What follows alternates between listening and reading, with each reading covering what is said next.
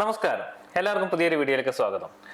നമ്മൾ ഓരോ ദിവസത്തെ മ്യൂച്വൽ ഫണ്ട്സിനെ പറ്റിയും ഈ ഷെയർ മാർക്കറ്റിനെ പറ്റി ഓരോ ദിവസങ്ങളിൽ പറഞ്ഞുകൊണ്ടിരിക്കുമ്പോൾ ഈ ഇടയായിട്ട് വന്ന ഒരുപാട് കോളുകളിൽ ഉള്ള മെയിൻ സംശയം എന്താണെന്ന് വെച്ച് കഴിഞ്ഞാൽ ലെംസം ഇൻവെസ്റ്റ്മെന്റ് ഇൻവെസ്റ്റ് ചെയ്യാൻ പറ്റുന്ന ഒരു സമയമാണോ ഇപ്പോൾ, അല്ലെങ്കിൽ നമ്മൾ ഈ മാർക്കറ്റിൽ ഇത്രമാത്രം വോളറ്റിലിറ്റി നടക്കുന്ന ഒരു സമയത്ത് ലെംസമായിട്ട് ചെയ്ത് കഴിഞ്ഞാൽ നമുക്കത് എങ്ങനെ ലോങ് ടൈമിലേക്ക് പ്രശ്നമുണ്ടോ, അല്ലെങ്കിൽ ഇനിയും മാർക്കറ്റ് താഴേക്ക് പോകുമോ, അങ്ങനെയാണെങ്കിൽ നമ്മൾ എന്താണ് ചെയ്യേണ്ടതെന്ന് തുടങ്ങിയ കുറേ സംശയങ്ങളുണ്ട്.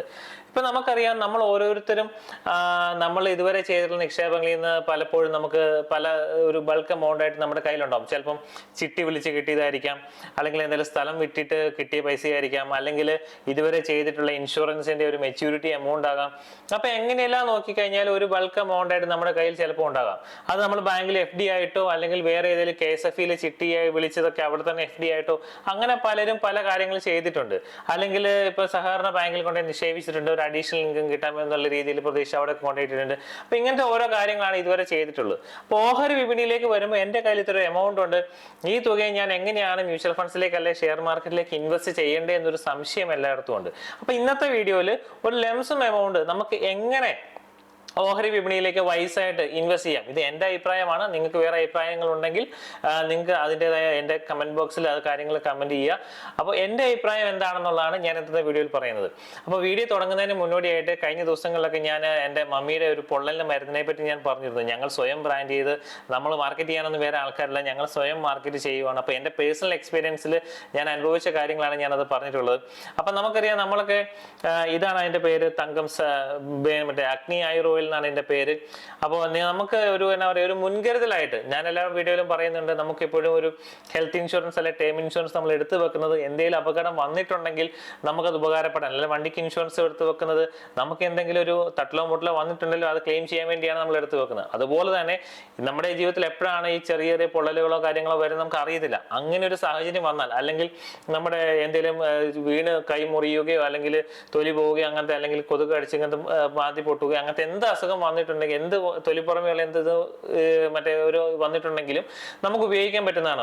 ആ ഒരു ഇൻഷുറൻസ് ആയിട്ട് നമുക്ക് ചെയ്തു വെക്കാൻ പോലെ, അല്ലെങ്കിൽ ഒരു മുൻകരുതലായിട്ട് ചെയ്തു വെക്കാൻ പറ്റുന്ന ഒരു മരുന്നാണ് ഞങ്ങളുടെ ഈ അഗ്നി ആയുർ എന്ന് പറയുന്ന ഈ എണ്ണ. എൻ്റെ മമ്മിയുടെ പാരമ്പര്യമായിട്ട് കിട്ടിയൊരു മരുന്നാണ്. അപ്പോൾ എനിക്ക് സ്വയം ഇത് മാർക്കറ്റ് ചെയ്തേ പറ്റൂ. അപ്പോൾ നിങ്ങൾക്ക് സാധിക്കുമെങ്കിൽ ഇത് മറ്റുള്ളവരിലേക്ക് എത്തിക്കാൻ ശ്രമിക്കുക. നിങ്ങൾ ഈ ഒരു പ്രൊഡക്റ്റ് വാങ്ങി അതിൻ്റെ ഒരു ഗുണം മനസ്സിലാക്കണമെന്ന് ഞാൻ അഭ്യർത്ഥിക്കുകയാണ്. ഇത് വാങ്ങാനുള്ള നമ്പറും അതിൻ്റെ ഡീറ്റെയിൽസ് എല്ലാം താഴെ കൊടുത്തിരിക്കുന്ന നമ്പറിൽ നിങ്ങൾ വിളിച്ചാൽ മതി. എൻ്റെ വിലയും കാര്യങ്ങളും എല്ലാം അവർ പറഞ്ഞ് നിങ്ങൾക്ക് കൊറിയർ അയച്ചു തരുന്നതാണ്. അപ്പോൾ ലെംസം എമൗണ്ട് ആയിട്ട് ഇനി ഇൻവെസ്റ്റ് ചെയ്യാൻ ആഗ്രഹിക്കുന്ന ഒരാൾക്ക് നമ്മൾ ആദ്യം 3 കാര്യങ്ങളാണ് നമ്മൾ ഇതിൽ ശ്രദ്ധിക്കേണ്ടത്. നമ്മളുടെ ഇൻവെസ്റ്റ്മെന്റിലേക്ക് വരുമ്പോൾ 3 കാര്യങ്ങൾ നിർബന്ധമായിട്ടും ശ്രദ്ധിക്കണം. ഒന്ന് എന്താ വെച്ചാൽ, ഞാൻ ഇപ്പോൾ പല വീഡിയോയിലും പറഞ്ഞിട്ടുണ്ട്, നമ്മളൊരു എമർജൻസി ഫണ്ട് കണ്ടുവെക്കണമെന്നുള്ളത്. ഇതുവരെ നിങ്ങളൊരു എമർജൻസി ഫണ്ട് കണ്ടെത്തിയിട്ടില്ല എന്നുണ്ടെങ്കിൽ ഇനി നിങ്ങൾ നിക്ഷേപിക്കാൻ പോകുന്ന ഈ തുകയിൽ നിന്ന് നിങ്ങൾക്ക് ആവശ്യമുള്ള ഒരു എമർജൻസി ഫണ്ട് നിങ്ങൾ ആദ്യം മാറ്റി വെക്കണം. എമർജൻസി ഫണ്ട് എന്താണെന്ന് വെച്ച് കഴിഞ്ഞാൽ, ഇപ്പം നമുക്കൊരു ജോലി ചെയ്ത് കാര്യങ്ങൾ മുന്നോട്ട് പോകുവാണ്. അത് ഇടയ്ക്ക് നമുക്ക് ഇന്നാൾ കൊറോണ വന്നപ്പോൾ നമ്മളൊരു 3-4 മാസം അടച്ച് വീടിനുള്ളിൽ ഇരിക്കേണ്ടി വന്നു. അന്നൊന്നും വലിയ ചിലവോ കാര്യങ്ങളോ വന്നില്ലെങ്കിൽ പോലും ഇൻ കേസ് നമുക്കൊരു അസുഖങ്ങളോ കാര്യങ്ങളൊക്കെ പിടിച്ച് നമുക്കൊരു വീട്ടിൽ ഇരിക്കേണ്ട വന്നല്ല, അടുത്തൊരു 5-6 മാസം നമ്മൾ വീട്ടിൽ ഇരിക്കേണ്ട വന്നല്ല, കിടപ്പായി പോയി കഴിഞ്ഞാൽ നമ്മളെ ചിലവുകൾ നടന്നു പോകണം. അങ്ങനെ ആ ചിലവുകൾ നടന്നു പോകാൻ വേണ്ടി നമ്മളുടെ ഒരു മാസത്തെ ചിലവ് എത്രയാണോ അങ്ങനെ അടുത്തൊരു 6 മാസത്തേക്ക് വേണ്ട ചിലവിനുള്ള തുക നമ്മുടെ കയ്യിൽ എപ്പോഴും നമ്മുടെ ഒരു സേവിങ്സ് ആയിട്ട് ഉണ്ടായിരിക്കണം. ആ ഒരു എമൗണ്ട് നിങ്ങളുടെ കയ്യിൽ ഇല്ല എന്നുണ്ടെങ്കിൽ ഈ ബൾക്കായിട്ട് വെച്ചിരിക്കുന്ന തുകയിൽ നിന്ന് ഒരു നിശ്ചിത എമൗണ്ട് നമ്മൾ അതിനായിട്ട് മാറ്റി വെക്കുക. അത് നിങ്ങൾ കാൽക്കുലേറ്റ് ചെയ്ത് എത്രയാണോ നിങ്ങൾക്ക് വേണ്ടത്, 6 മാസത്തേക്ക് നിങ്ങൾക്ക് വേണ്ട ചിലവ് എത്ര തുകയാണോ അത് ആദ്യം തന്നെ മാറ്റി വെക്കുക. രണ്ടാമത്തെ കാര്യം എന്താണെന്ന് വെച്ച് കഴിഞ്ഞാൽ, നിങ്ങൾ ഈ തുകയിൽ നിന്ന് നിങ്ങൾ അടുത്ത് ചിന്തിക്കേണ്ട അടുത്തൊരു 2 to 5 ഇയറിനുള്ളിൽ, അടുത്തൊരു 5 വർഷത്തിനുള്ളിൽ നിങ്ങൾക്ക് എന്തെങ്കിലും എമർജൻസി ആയിട്ട് അല്ലെങ്കിൽ അത് വരാൻ എന്തെങ്കിലും പ്രതീക്ഷിക്കുന്ന ചെലവുകൾ ഉണ്ടോ എന്നുള്ളത് ആദ്യം നിങ്ങൾ ഓർത്ത് വെക്കുക. ഇൻ കേസ് നിങ്ങൾക്ക് അങ്ങനെ ഒരു ചെലവുകൾ വരാനുണ്ട് എന്നുണ്ടെങ്കിൽ അതിനുവേണ്ടിയുള്ള തുക നിങ്ങൾ എന്ത് ചെയ്യുക, ഒരിക്കലും ഹൈ റിസ്ക് ഉള്ള ഫണ്ടുകളിലോ അല്ലെങ്കിൽ ഓഹരി വിപണിയിലോ നേരിട്ട് നിക്ഷേപിക്കാതിരിക്കുന്നതായിരിക്കും നല്ലത്. ഇപ്പൊ 5 ഇയർ ഉണ്ടെന്ന് പറഞ്ഞാലും മാർക്കറ്റിൽ ഒരു സൈക്കിളിൽ തിരിച്ചു കയറാനുള്ള സമയം ഉണ്ട് എങ്കിൽ പോലും നമ്മൾ നമ്മൾ പൂർണ്ണമായിട്ടും അവിടെ ഹൈ റിസ്ക് എടുക്കുന്നവർക്ക് എടുക്കാം, തീർച്ചയായിട്ടും നമ്മുടെ മാർക്കറ്റിനെ വിശ്വാസമുള്ളവർക്ക് എടുക്കാം, ഒന്നും പറയുന്നില്ല. പക്ഷെ ഞാൻ പറയുന്നത് കൊണ്ട് മാത്രം പോയിട്ട് ഒരിക്കലും ചെയ്യരുത്. ഞാനാണ് റിസ്ക് എടുക്കും, പക്ഷെ നിങ്ങൾ ഒരിക്കലും അത് ചെയ്യരുത്. ഞാൻ പറയുന്നത് വെച്ച് കഴിഞ്ഞാൽ നിങ്ങൾക്ക് ഒരു ലാർജ് ക്യാപ് ഫണ്ട്സിലോ അല്ലെങ്കിൽ ഒരു ഹൈബ്രിഡ് ഫണ്ട്സിലോ ഒരു ബാലൻസ്ഡ് ഫണ്ടോ ആയിട്ടുള്ള വലിയ വോളറ്റിലിറ്റി ബാധിക്കാത്ത ഒരു ഫണ്ടിൽ നിക്ഷേപിക്കുന്നതായിരിക്കും നിങ്ങൾക്ക് നല്ലത്. ഒരു 2 to 3 അല്ലെങ്കിൽ 5 ഇയറിനുള്ളിൽ നിങ്ങൾക്ക് എന്തെങ്കിലും ചെലവുകൾ ഉണ്ടെന്നുണ്ടെങ്കിൽ ആ രീതിയിൽ നിക്ഷേപിച്ച് വെക്കുന്നതായിരിക്കും നല്ലത്. ബാക്കിയുള്ള തുക മാത്രമേ, മൂന്നാമത്തെ കാര്യമായിട്ട് ബാക്കിയുള്ള തുക മാത്രമേ നമ്മൾ എന്ത് ചെയ്യുള്ളൂ, ഈ ഓഹരി വിപണിയിലേക്കും മ്യൂച്വൽ ഫണ്ട്സിലേക്ക് നമുക്ക് നിക്ഷേപിക്കാൻ പാടുള്ളൂ. അവിടെ നിക്ഷേപിക്കുമ്പോൾ ഈ ശ്രദ്ധിക്കേണ്ട കാര്യം ഇതാണ്, മൂന്നാമത്തെ പോയിന്റ്. ബാക്കിയുള്ള തുക നമ്മളൊരു 50-50 എന്നുള്ള രീതിയിലായിരിക്കണം നിക്ഷേപിക്കേണ്ടത്. അപ്പം ഈ തുക നമ്മൾ ഓഹരി വിപണിയിലേക്ക്, അതായത് നമ്മളുടെ എമർജൻസി ഫണ്ട് മാറ്റി വെച്ചു, നമ്മുടെ അടുത്തൊരു 2 to 3 ഇയേഴ്സിലേക്ക് എന്തെങ്കിലും ആവശ്യങ്ങളുള്ള തുക അത് മാറ്റി വെച്ചു, ബാക്കിയുള്ള തുകയെ നമുക്ക് എന്ത് ചെയ്യാം, ഓഹരി വിപണിയിലേക്കും ഈ മ്യൂച്വൽ ഫണ്ട്സിലേക്ക് നിക്ഷേപിക്കാം. പക്ഷെ ആ തുക നേരിട്ട് ഒറ്റയടിക്ക് നിക്ഷേപിക്കുകയല്ല വേണ്ടത്. അതിനെ നമുക്ക് ഒരു 50-50 ആയിട്ട് ഡിവൈഡ് ചെയ്ത് വെക്കുക. പകുതി എന്ത് ചെയ്യുക, അറ്റ് പ്രസന്റ് ഇൻവെസ്റ്റ് ചെയ്യുക മ്യൂച്വൽ ഫണ്ട്സിൽ. ഇപ്പൊ ചിലർക്ക് തോന്നാം മാർക്കറ്റിൽ ഇനിയും മാർക്കറ്റ് താഴേക്ക് പോകുമല്ലോ, അങ്ങനെ പോയിട്ടുണ്ടെങ്കിൽ നമുക്ക് ഇനിയും വില കുറഞ്ഞ് കിട്ടൂലേ എന്ന് ചോദിക്കുന്നവരുണ്ട്. അങ്ങനെയുള്ളവർക്ക് വേറൊരു ചോദ്യമുണ്ട്, ഇനി മാർക്കറ്റ് താഴേക്കും പോകാം, തിരിച്ച് കയറാനുമുള്ള അവസരമുണ്ട്. കയറി പോയാൽ എന്ത് ചെയ്യും? അതുകൊണ്ട് ഒരു മ്യൂച്വൽ ഫണ്ട്സിലേക്ക് അല്ലെ ഓഹരി വിപണിയിലേക്ക് എപ്പോഴാണോ നിക്ഷേപിക്കാൻ പറ്റിയ സമയം എന്ന് ചോദിച്ചു കഴിഞ്ഞാൽ അത് ഇപ്പോഴാണ്. ഇപ്പോൾ അത് ഫുൾ എമൗണ്ട് അല്ല ചെയ്യേണ്ടത്, നമ്മൾ ഇൻവെസ്റ്റ് ചെയ്യേണ്ട ഒരു പകുതി അല്ലെങ്കിൽ വേണ്ട 40% നിങ്ങൾ അറ്റ് പ്രസന്റ് നേരിട്ട് ഇക്വിറ്റി ഫണ്ടിൽ ചെയ്യുക, ഒരു മ്യൂച്വൽ ഫണ്ട്സിലോ അല്ലെങ്കിൽ ഷെയർസിലോ നിങ്ങൾ ചെയ്യുക. ബാക്കിയുള്ള 50% അല്ലെങ്കിൽ 60% നിങ്ങൾ ഒരുമിച്ച് നേരിട്ട് മറ്റേ ഇതിനകത്തേക്ക് ചെയ്യേണ്ട. അത് ഘട്ടം ഘട്ടമായിട്ട്, ഒന്നെങ്കിൽ നിങ്ങൾക്ക് എന്ത് ചെയ്യാം, മാർക്കറ്റിൽ താഴ്ചയൊക്കെ പോകുന്നത് നോക്കിയിട്ട് ഓരോ തവണയും കുറഞ്ഞു വരുന്നതനുസരിച്ച് നിങ്ങളുടെ വയസ്സായിട്ട് ചിന്തയിൽ നിങ്ങൾ ഇപ്പോൾ ഒരു 3%, 4% താഴെ പോകുമ്പോൾ കുറേശ്ശെ ആയിട്ട് എന്ത് ചെയ്യാം, നിങ്ങൾക്ക് മേടിക്കാം, നിങ്ങളുടെ ഇഷ്ടത്തിനനുസരിച്ച് മേടിക്കാം. അതല്ല അത് തിരിച്ച് കയറി പോവുകയാണെങ്കിലോ അവിടെ നമുക്കൊരു സങ്കടം വരാനും ചാൻസ് ഉണ്ട്. അപ്പൊ ഞാൻ ഒരിക്കലല്ല ഇതിന് ആദ്യമായിട്ട് ഞാനോട് പറയാൻ കാരണം എന്ന് വെച്ച് കഴിഞ്ഞാൽ, ഒരിക്കലും നമുക്ക് ഏറ്റവും താഴത്തെ വിലയും കിട്ടും, താഴത്തെ വിലയിൽ വാങ്ങാനും സാധിക്കത്തില്ല, ഒരിക്കലും ഏറ്റവും മുകളിലത്തെ വിലയിൽ വിൽക്കാനും സാധിക്കില്ല. ഇതിനിടയിൽ നമുക്ക് കിട്ടുന്നുണ്ടോ എന്നുള്ളത് നമ്മൾ നോക്കിയാൽ മതി. ഈ കയറ്റിറക്കങ്ങളിൽ ഏറ്റവും താഴത്തെ ലെവലിൽ വാങ്ങിയിട്ട് ഏറ്റവും മുകളിൽ വിൽക്കുന്നവർ വളരെ അപൂർവമായിരിക്കും. അത് ലോട്ടറി അടിച്ച് കിട്ടുന്നത് മാത്രമായിരിക്കും, ഒരിക്കലും നമുക്ക് അതൊന്നും വരില്ല. അതുകൊണ്ട് തന്നെ ഈ സൈക്കിളിൽ, ഈ കയറി പോകുന്ന സൈക്കിളിൽ ഏറ്റവും താഴെ കുറച്ച് മുകളിലായിട്ട് മേടിക്കുക, അതിനെല്ലാം എത്തിയില്ലെങ്കിൽ അതിന് ഒരു പരിധി വരെയുള്ള രീതിയിൽ നമുക്ക് വിൽക്കാൻ സാധിക്കണം. അതാണ് ശരിക്കും ഉള്ളത് ചെയ്യേണ്ടത്. അപ്പോൾ ഇപ്പൊ ഞാൻ ഉദാഹരണം പറഞ്ഞു കഴിഞ്ഞാൽ, നമ്മൾ ഒരു 10 ലക്ഷം രൂപ എന്തെങ്കിലും മിച്ചമുണ്ട്, ഈ 10 ലക്ഷം രൂപയിൽ ഞാൻ പറയുന്ന ഒരു 5 ലക്ഷം രൂപ അറ്റ് പ്രസന്റ് നിങ്ങൾ ഇൻവെസ്റ്റ് ചെയ്തോളൂ, അതിനകത്ത് ഒരു കുഴപ്പമില്ല. ആ 5 ലക്ഷം രൂപ കാരണം നമ്മളെല്ലാവരും ലോങ് ടൈമിലേക്കാണ്, എബോവ് 5 to 10 ഇയർ ലെവലിലേക്കാണ് നമ്മൾ ചിന്തിച്ചു വരിക്കുന്നത്. അപ്പോൾ അതുകൊണ്ട് നമുക്ക് പേടിക്കേ വേണ്ട. ഇൻ കേസ് മാർക്കറ്റ് താഴേക്ക് പോയാലോ, ഈ 5 lakhs rupees നമ്മുടെ കയ്യിലുണ്ട്, അതിൽ നമുക്ക് ഘട്ടം ഘട്ടമായിട്ട് മേടിക്കാം. അപ്പോൾ ഒരു ചോദിക്കും, എപ്പോഴാണ് മാർക്കറ്റ് താഴേക്ക് പോകുക എന്നൊരു ചോദ്യം വരും. അപ്പോൾ സാധാരണക്കാരനെ സംബന്ധിച്ചിടത്തോളം ഈ മാർക്കറ്റ് താഴേക്ക് എപ്പോഴാണ് പോകുന്നത് അത് നോക്കിയിരിക്കാൻ ഒരിക്കലും പറ്റത്തില്ല. അങ്ങനെയുള്ളവർക്ക് ഏറ്റവും നല്ലൊരു ഓപ്ഷൻ എന്ന് വെച്ചാൽ STP ആണ്, അതായത് സിസ്റ്റമാറ്റിക് ട്രാൻസ്ഫർ പ്ലാൻ. ഈ STP എന്താണെന്ന് വെച്ച് കഴിഞ്ഞാൽ, നമ്മുടെ കയ്യിലുള്ള പൈസ സേഫ് ആയിട്ട് ഒരു ഡെറ്റ് ഫണ്ട് അല്ലെ ലിക്വിഡ് ഫണ്ടുകളിൽ നമ്മൾ നിക്ഷേപിക്കുക. എന്താണ് ഡെറ്റ് ഫണ്ട് അല്ലെ എന്താണ് ലിക്വിഡ് ഫണ്ട് എന്ന് വെച്ച് കഴിഞ്ഞാൽ, ഓഹരി വിപണിയുമായിട്ട് നേരിട്ട് ബന്ധമില്ലാത്ത, അല്ലാതെ നമ്മുടെ ഇക്വിറ്റി ഷെയർസുമായിട്ട് ബന്ധമില്ലാത്ത, നമ്മുടെ കടപ്പത്രങ്ങളിലും ബോണ്ടുകളിൽ തുടങ്ങിയ പേപ്പറുകളിൽ നിക്ഷേപിക്കുന്ന രീതിയാണ് ഡെറ്റ് ഫണ്ട്സ് എന്ന് പറഞ്ഞാൽ. അത്തരം നിക്ഷേപങ്ങളിൽ ഇൻവെസ്റ്റ് ചെയ്യുന്ന രീതിയാണ് ഡെറ്റ് ഫണ്ട് എന്ന് പറയുക. അവിടെ നമുക്കെന്ന് വെച്ച് കഴിഞ്ഞാൽ മാർക്കറ്റിലെ കയറ്റിറക്കങ്ങളെ ബാധിക്കുന്നത് പോലെ ഇവിടെ ബാധിക്കത്തില്ല. ഇവിടെ എപ്പോഴും ഒരു ബാങ്ക് FD-നേക്കാളും +1 or 2% എക്സ്ട്രാ എന്ന് വരുന്നുള്ള രീതിയിലാണ് നമുക്കവിടെ കിട്ടുക. ഇവിടെ പ്രത്യേകിച്ച് പീരീഡോ കാര്യങ്ങളോ ഒന്നുമില്ല. ഈവൻ FD ആണെങ്കിൽ പോലും 1 year അല്ലെങ്കിൽ 60 days അല്ലെങ്കിൽ 90 days ഉള്ള ഒരു പീരീഡ് ഉണ്ട്. ഇവിടെ നമുക്ക് അങ്ങനെയൊന്നുമില്ല, എനി ടൈം നമുക്ക് ഇടാം, എനി ടൈം നമുക്ക് എടുക്കാം. ആ ഒരു വാല്യുവേഷൻ നമുക്ക് അവിടെ കിട്ടും. അപ്പൊ നിങ്ങളെ സംബന്ധിച്ചോളം നിങ്ങൾ ചെയ്യേണ്ടതെന്ന് വെച്ച് കഴിഞ്ഞാൽ, അതുപോലെ സേഫ് ആയിട്ടുള്ള ഒരു ഫണ്ടിൽ നിങ്ങൾ നിക്ഷേപിക്കുകയും അവിടെ നിന്ന് എന്ത് ചെയ്യുക, സിസ്റ്റമാറ്റിക് ആയിട്ട് ട്രാൻസ്ഫർ ചെയ്യുക ഇക്വിറ്റിയിലേക്ക്. നമുക്ക് എപ്പോഴും നോക്കിയിരിക്കാൻ പറ്റാത്തത് കൊണ്ട് തന്നെ ഒരു ഉദാഹരണം പറഞ്ഞു കഴിഞ്ഞാൽ, ഒരു 5 lakhs ആണ് എൻ്റെ കയ്യിൽ ബാക്കിയുള്ളതെങ്കിൽ, ഈ 5 lakhs rupees അടുത്ത 1 year ഹൈലി വോളറ്റൈൽ ആണെന്ന് ഞാൻ പ്രതീക്ഷിക്കുവാണ്. ഈ 1 year തീരുമ്പോഴേക്കും എന്ത് ചെയ്യുക, ഇക്വിറ്റിയിലേക്ക് എത്തുക എന്നുള്ള ചിന്തയോട് കൂടി ഒരു മാസം 40,000 രൂപ വെച്ചിട്ട് എന്ത് ചെയ്യാം, എനിക്ക് ഇങ്ങോട്ടേക്ക് മാറ്റാം. അപ്പോൾ ഞാൻ വീക്കിലി ചെയ്യാം, ഡെയിലി ചെയ്യാം, മന്ത്ലി ചെയ്യാം, എങ്ങനെ വേണമെങ്കിലും ചെയ്യാം. ഈ 40,000 രൂപ വെച്ച് എന്ത് ചെയ്യുക, അടുത്ത ഒരു വർഷം കൊണ്ട് എൻ്റെ ഡെറ്റ് ഫണ്ടിലുള്ള പൈസയും കൂടി ഇക്വിറ്റിയിലേക്ക് എത്തിക്കാൻ ശ്രമിക്കുക. അങ്ങനെ ചെയ്ത് കഴിഞ്ഞാൽ നമുക്ക് ഇനി അതിനിടയിൽ ഒരു വലിയ കയറ്റ ഇറക്കം വന്നു, നല്ല രീതിയിൽ മാർക്കറ്റ് താഴേക്ക് പോയി കഴിഞ്ഞാൽ ഉള്ള ബാക്കി എമൗണ്ടും കൂടി ഒരുമിച്ച് നമുക്ക് മേടിക്കാം, വളരെ ഫ്രീ ആണ്. നിങ്ങളിവിടെ മനസ്സിലാക്കേണ്ടതെന്ന് വെച്ച് കഴിഞ്ഞാൽ, വളരെ ഈ നമ്മുടെ മ്യൂച്വൽ ഫണ്ട്സ് ഇൻഡസ്ട്രി എന്ന് പറയുന്നത് വളരെ ഫ്ലെക്സിബിൾ ആണ്. നമുക്ക് ഏത് രീതിയിലും നമുക്ക് എന്താ പറയുക, നമുക്ക് ഇൻവെസ്റ്റ് ചെയ്യാം. ഇപ്പം നമ്മുടെ കയ്യിൽ ഒരു പൈസ ആവശ്യം ഇഷ്ടമുള്ള സമയത്ത് കൊണ്ട് ഇടാം, ഇഷ്ടമുള്ള സമയത്ത് നമുക്ക് എടുക്കാം. ഇവിടെ മനസ്സിലാക്കേണ്ട കാര്യം എന്ന് വെച്ച് കഴിഞ്ഞാൽ, വാങ്ങിയ വിലയേക്കാൾ കൂടുതൽ വിലക്കേ വിൽക്കാവുള്ളൂ. അല്ലെങ്കിൽ അന്നത്തെ വിൽക്കുന്ന നമ്മൾ വിറ്റേ പറ്റൂ എന്നുണ്ടെങ്കിൽ അന്ന് വിൽക്കുമ്പോൾ എത്രയാണോ വില നമുക്ക് കിട്ടുള്ളൂ.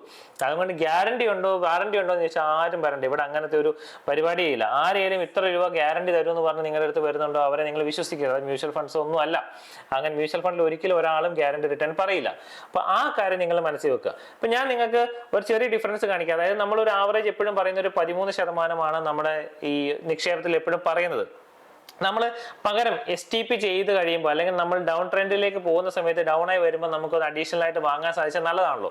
അങ്ങനെ ചെയ്യുവാണെങ്കിൽ നമ്മുടെ 13% നമുക്ക് ചിലപ്പോൾ ഒരു അടുത്ത 5 ഇയർ ലെവലിലേക്ക് വരുമ്പോൾ ഒരു 18% വരെ റിട്ടേൺ കിട്ടിക്കാം. അപ്പൊ ആ ലെവലിൽ നമുക്ക് ഒരു STP ആയിട്ട് ചെയ്യുവാണെങ്കിൽ ഒരു 18% STPയിൽ നമുക്ക് കിട്ടുവാണെങ്കിൽ നമുക്ക് ഈ 5 ഇയറിൽ എത്ര റിട്ടേൺ കിട്ടും എന്നുള്ളതിന്റെ ചെറിയൊരു കാൽക്കുലേഷൻ നമുക്കിവിടെ കാണാം. നിങ്ങൾക്ക് ഇവിടെ കാണാം, സ്ക്രീനിൽ കാണാം. ഇവിടെ ലെംസം കാൽക്കുലേറ്റർ ഉണ്ട്. ഇപ്പം നമ്മളൊരു 10 lakhs rupees, നമ്മൾ 10 ലക്ഷം രൂപ 1 lakh 10 lakh rupees ഒരു 13% കിട്ടുന്ന അടുത്തൊരു 10 വർഷത്തേക്ക് നിക്ഷേപിക്കുകയാണെങ്കിൽ ഏകദേശം നമ്മളുടെ 10 lakhsന്റെ വാല്യുവേഷൻ ഏകദേശം 33 ലക്ഷത്തി സംതിങ് 33,94,000 ഏകദേശം 34 ലക്ഷം രൂപയോളം നമുക്കാകും. ഇതൊക്കെ സ്ക്രീനിൽ കാണാം. ഇവിടെ നമുക്കൊരു 15% കിട്ടിയാൽ പോലും അതിന്റെ റിട്ടേൺ ഏകദേശം 40 ലക്ഷമായി. ഏകദേശം 7 ലക്ഷത്തിന്റെ വ്യത്യാസം വന്നു ഈ 10 ഇയറിൽ. അപ്പൊ നമുക്ക് വേണ്ട, അതൊന്നും പ്രതീക്ഷിക്കേണ്ട, ഒരു 13% മിനിമം പ്രതീക്ഷിച്ചാൽ മതി.